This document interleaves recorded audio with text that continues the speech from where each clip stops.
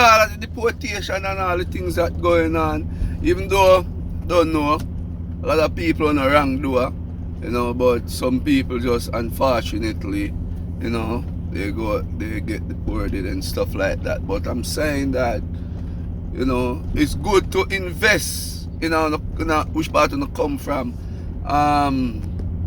These are perfect times where these words is important, where you can't spread your better man yard, you know. And you can't comfortable a people place, cause what? People can put you out at any given time.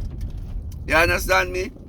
So when time you come in a people yard, make sure say you not prepare something which part you come from.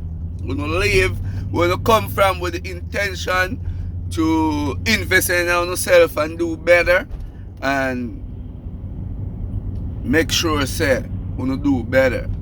Never go a man yard and say you not go back which part you come from and say you not go back to your yard. Prepare a yard at all time, guys. Have a glorious and a positive rest of the afternoon. Man.